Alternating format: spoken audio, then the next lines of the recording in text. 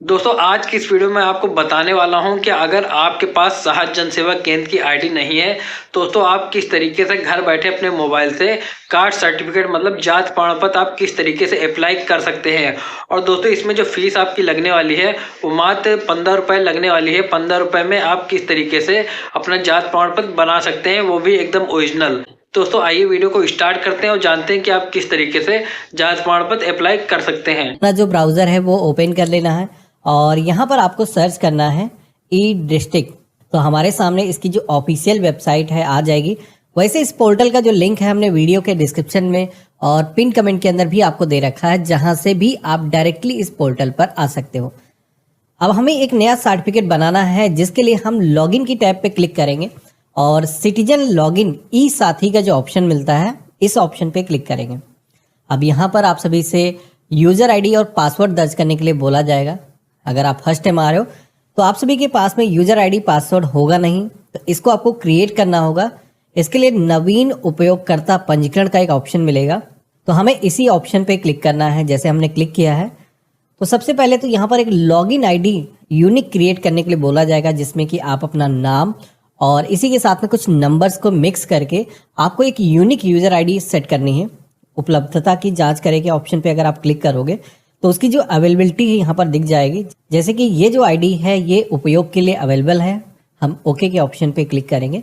अब बाकी की इन्फॉर्मेशन आपको अपना नाम दर्ज करना है, अपनी डेट ऑफ बर्थ दर्ज करना है, अपना पता दर्ज करना है, पिन कोड इंटर करना है और इसके बाद में अपना मोबाइल नंबर दर्ज करना है, ईमेल आईडी दर्ज कर लेना है। यहाँ पर जो कैप्चा कोड दिखेगा इस कैप्चा कोड को सेम दर्ज करना है और सबमिट की टैब पे क्लिक करना है। अब यहाँ पर लॉगिन आईडी क्रिएट होने के बाद में आपको लॉगिन करना है, तो इस टैब पे क्लिक करोगे तो आपने जो यूज़र नेम सेट किया था वो आपको यहाँ पर दर्ज करना है। पासवर्ड आपने खुद से सेट नहीं किया था, पहली बार गवर्नमेंट की तरफ से आपको मिलता है, तो आपके फ़ोन पर मैसेज के माध्यम से आता है जो नंबर आपने दर्ज किया होगा, तो आपको वहाँ से देख करके दर्ज करना है। कैप्चा कोड जो दिखाया गया है सेम इस बॉक्स के अंदर आपको इंटर करना है और सबमिट की टैब पे क्लिक करना है। तो यहाँ पर पहली बार अगर आप ये काम करोगे तो एक बार पासवर्ड को चेंज करने के लिए बोला जाएगा, यानी कि गवर्नमेंट की तरफ से जो पासवर्ड मिला है उसको रिप्लेस करके नया पासवर्ड आपको यहाँ पर सेट करना है। तो पुराना जो पासवर्ड है यहाँ पर दर्ज करोगे, नया जो पासवर्ड आप रखना चाहते हो, एग्जाम्पल मैंने दिखा रखा किस तरीके का आपको पासवर्ड रखना चाहिए। कन्फर्म के सेक्शन में आकर के रिपीट अपना जो पासवर्ड है दर्ज करना है और पासवर्ड बदले के ऑप्शन पे क्लिक करना है। तो इस तरीके से नया जो पासवर्ड है वो सेट हो चुका है और पोर्टल के अंदर भी हम लॉगिन हो चुके हैं। अब यहाँ पर हमें एक नया सर्टिफिकेट बनाना है। इसके लिए यहाँ पर आवेदन पत्र के सेक्शन में आना है। यहाँ पर जाति प्रमाण पत्र को बनाने के लिए दो ऑप्शन आपको मिलेंगे, जिसमें कि एक ऑप्शन है हिंदी वाला, दूसरा है अंग्रेजी वाला। तो जिस भी लैंग्वेज के अंदर आप अपना सर्टिफिकेट बनाना चाहते हो आपको सिलेक्शन करना है। तो हमने यहाँ पर हिंदी के ऑप्शन पे क्लिक किया है। अब जैसे आप क्लिक करोगे तो आप सभी के सामने एक आधार ऑथेंटिकेशन का ऑप्शन आएगा, ये पहले नहीं आता था।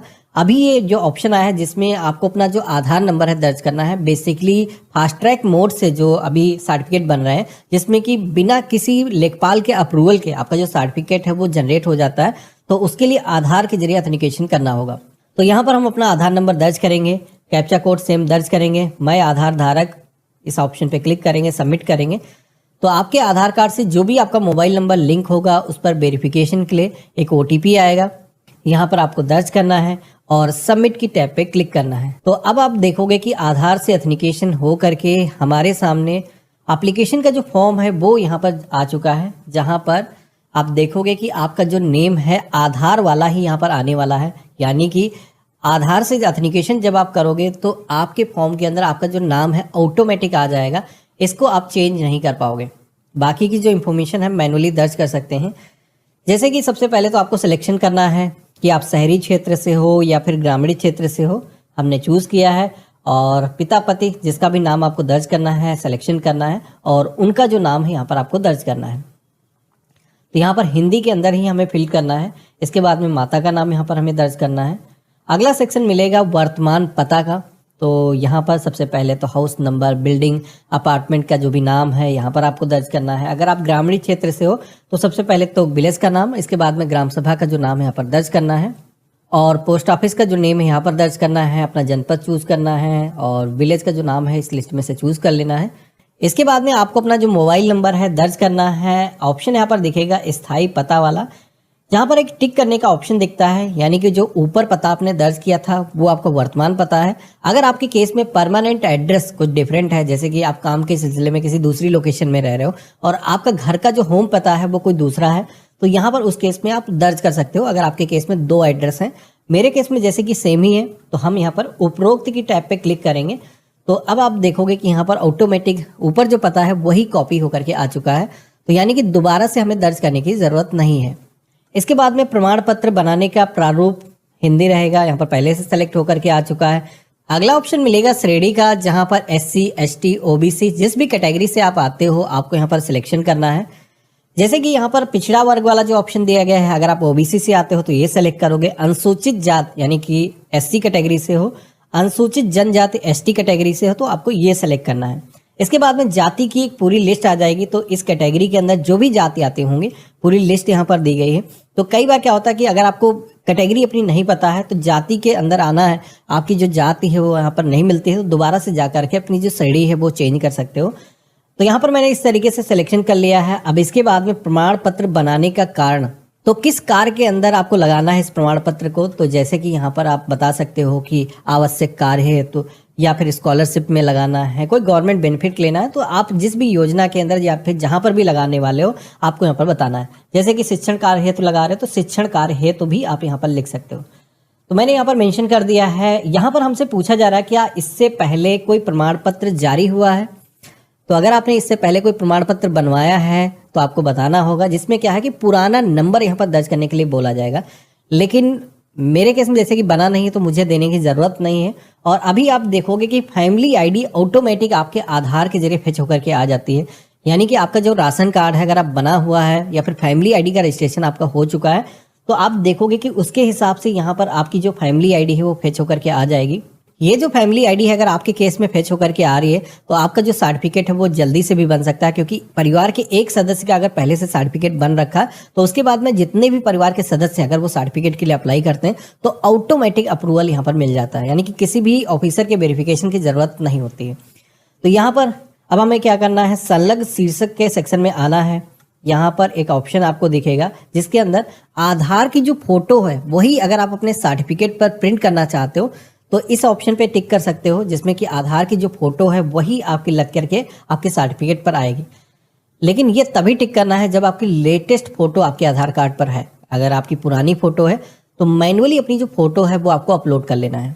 तो हमने यहाँ पर फोटो का जो ऑप्शन है वो सेलेक्ट कर लिया है। अब आपने जहाँ पर भी फोटो को सेव करके रखा है ब्राउज करके आपको सेलेक्ट कर लेना है और अपलोड के ऑप्शन पे क्लिक करना है। एक चीज़ ध्यान रखना कि फ़ोटो का जो साइज़ है मैक्सिमम 50 KB होना चाहिए। अगर इससे साइज़ ज़्यादा है तो आप अपलोड नहीं कर पाओगे। इसके लिए आप हमारी वेबसाइट सरकारी DNA टूल्स पर जा करके आप रिसाइज कर सकते हो, यानी कि फ़ोटो अगर आपकी ज़्यादा वेट की है तो आप उसका साइज़ रिड्यूस कर सकते हो, कम कर सकते हो। अब इसके बाद में बारी आती है डॉक्यूमेंट को अपलोड करने की, जिसके अंदर सबसे पहले तो एक सेल्फ डिक्लेरेशन का ऑप्शन यहाँ पर मिलेगा, यानी कि स्वप्रमाणित घोषणा पत्र, ये आपको अपलोड करना होगा। तो ये घोषणा पत्र मैं आपको वीडियो के डिस्क्रिप्शन में दे दूंगा, जहां पर आपको क्या करना है, सबसे पहले तो प्रिंट कर लेना है। अगर प्रिंटर नहीं है तो किसी साइबर कैफे पर जा करके इसे आप प्रिंट करा सकते हो।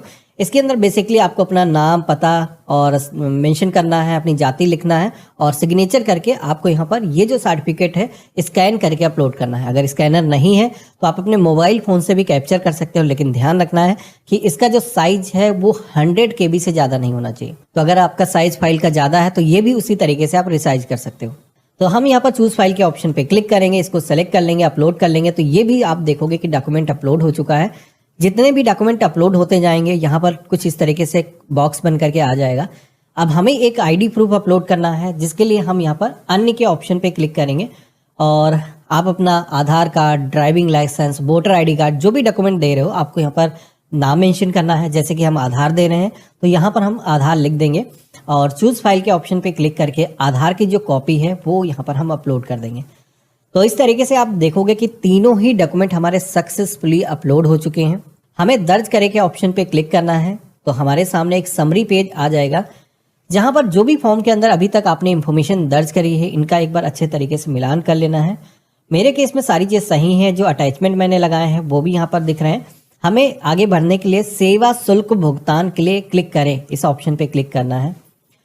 अब आप सभी के सामने एक एप्लीकेशन नंबर जनरेट होकर के आ जाएगा। ये जो एप्लीकेशन है सबसे पहले तो आपको नोट करके रख लेना अपने पास में। तो हमने यहाँ पर सबमिट की टैब पे क्लिक किया है, प्रोसीड विद पेमेंट के ऑप्शन पे क्लिक करेंगे तो 15 रुपए की फीस आपको पेमेंट करनी होगी, जिसके लिए कई सारे मेथड आ जाएंगे, net banking, UPI, QR code, जिस भी मेथड से आपको पेमेंट करना है आप यहाँ पर सिलेक्शन करोगे। जैसे कि छोटा सा पेमेंट है और क्यूआर कोड के जरिए हम आसानी से यूपीआई से पेमेंट कर सकते हैं, हम सिलेक्शन करेंगे और एक क्यूआर कोड आ जाएगा, इसको आपको स्कैन करना है और इस तरीके से स्कैन करके आप इसको पेमेंट कर सकते हो।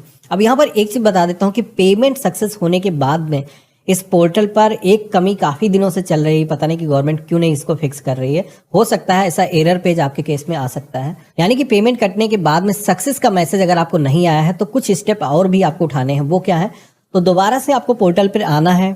अभी आपने जो एप्लीकेशन फॉर्म दर्ज किया है उसका स्टेटस जानने के लिए सेवा शुल्क भुगतान के सेक्शन में आना है। तो आप सभी से आपका जो एप्लीकेशन नंबर है मांगा जाएगा, जो कि मैंने आपको नोट कराया था, यहाँ पर आपको दर्ज करना है। जैसे हमने सबमिट के ऑप्शन पे क्लिक किया है तो हमारे सामने उस फॉर्म की जो कंप्लीट डिटेल है वो यहाँ पर आ जाएंगी। हमें क्या करना है, सुरक्षित करे के ऑप्शन पे क्लिक करना है, तभी ये जो फॉर्म है ये गवर्नमेंट के पास में जाएगा। अगर आप ये काम नहीं करते हो तो पेंडिंग में डला रहेगा, तो ध्यान रखना। जैसे हमने सुरक्षित करे के ऑप्शन पे क्लिक किया है तो हमारे सामने एक एक्नॉलेजमेंट स्लिप जनरेट होकर के आ जाएगी। आप चाहो तो इसे प्रिंट करके अपने पास में सुरक्षित करके रख सकते हो। आपका जाति प्रमाण पत्र बनाने की जो रिक्वेस्ट है वो सफलतापूर्वक रजिस्टर हो चुकी है गवर्नमेंट की तरफ से। एक बार वेरीफाई किया जाएगा और यहाँ पर अगर आपका फास्ट ट्रैक मोड से सर्टिफिकेट बन रहा है, जैसे कि परिवार के अंदर किसी न किसी ने पहले बनवा रखा है, तो ऑटोमेटिक कुछ समय के बाद में आपको मैसेज आ जाएगा कि आपका जो सर्टिफिकेट है वो जनरेट हो चुका है। दोबारा से पोर्टल के अंदर आओगे, सर्टिफिकेट जैसे जनरेट होगा इसको कैसे प्रिंट करना है बता देता हूँ। तो इसके लिए आपको क्या करना है, हमें एक ऑप्शन मिलेगा निस्तारित आवेदन का, इस ऑप्शन पे हम क्लिक करेंगे।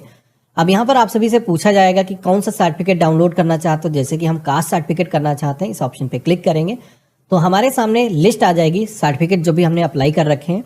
तो यहाँ पर आप देखोगे कि ये जो सर्टिफिकेट हमारा जनरेट होकर के आ चुका है, अगर रिजेक्ट होता है तो यहाँ पर रेड कलर से मेंशन आएगा। मेरे केस में जनरेट हो चुका है और इसको अगर हमें डाउनलोड करना है तो यहाँ पर ब्लू कलर का ये जो नंबर दिख रहा है इसी पे हम टाइप करेंगे। आप देखोगे कि हमारा जो जाति प्रमाण पत्र है वो डिजिटल तरीके से जनरेट होकर के आ चुका है। इस पर क्यूआर कोड दिया गया है और डिजिटल साइन यहाँ पर मौजूद है, यानी कि फिजिकल आप साइन मोहर कराने की जरूरत नहीं। ये जो सर्टिफिकेट है कहीं पर भी आप प्रिंट करके A4 पेपर पर लगा सकते हैं।